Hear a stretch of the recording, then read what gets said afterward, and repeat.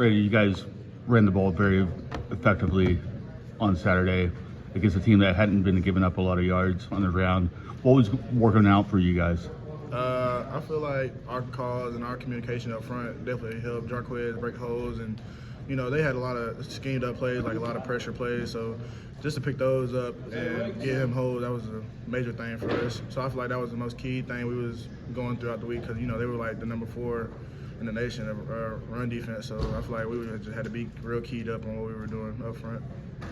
And Jarquez kind of put everyone on his back and kind of carry some guys and stuff like that. How does that pump you up as an O-line? Man, we were just talking about that the other day. Like after the game, we were like, man, when he breaks a long one, like just seeing him run, he almost kicks his head the way he runs. So it's the way, like just seeing him run and break a long one, that just excites you, because like all 5 guys up front did their job. So we had like 15 explosive runs. So that's just like a dream come true for our offensive line.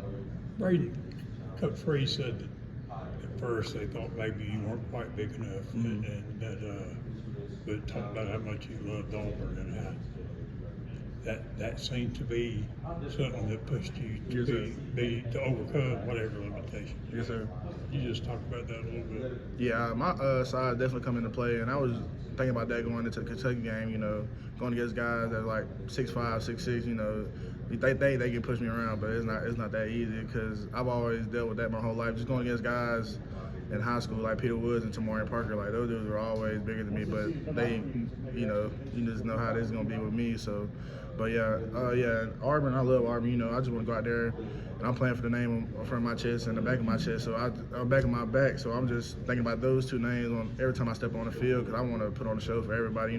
People pay a lot of money to go sit in the stands and watch us play. So I feel like that's a reward for them to give their full effort to them.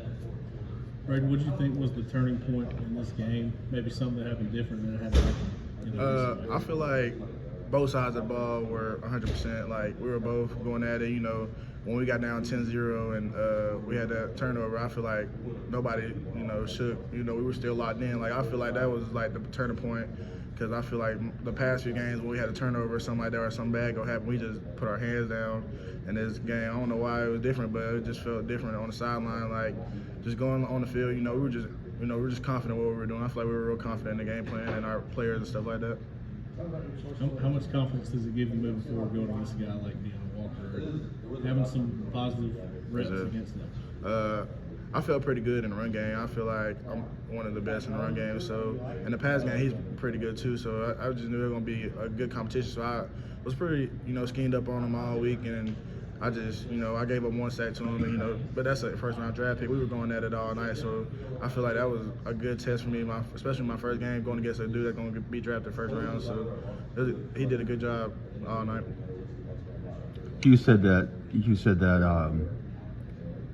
Crap! I just forgot my question. You good? Oh, said that at halftime he said that it was finally time to learn how to win a game. Mm-hmm.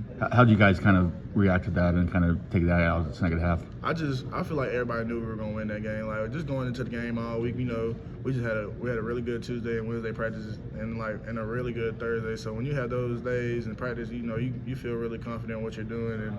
And at halftime, I feel like everybody was cool, calm, and collective. Even though we did that 14-man stuff, it's all right. We knew we were gonna come out there on offense and execute, which we did. Have you been Auburn fans your whole life? People always ask me if I'm a fan of people, but like of schools. But I've never been like a fan of a school. But I just like the players on the team. Like there's different players on the team. Like I used to love Cam Newton, Nick Marshall, and I love Trey Mason though. Yeah, that was one of my favorites back in the day. So I used to just watch players back in the day, but I ain't never really watched a team. Did what Jarquez did Saturday kind of remind you of what Trey Mason did? Yes, sir. The championship game? Yes, sir. He's up there in the conversation with Trey Mason for sure. Sure.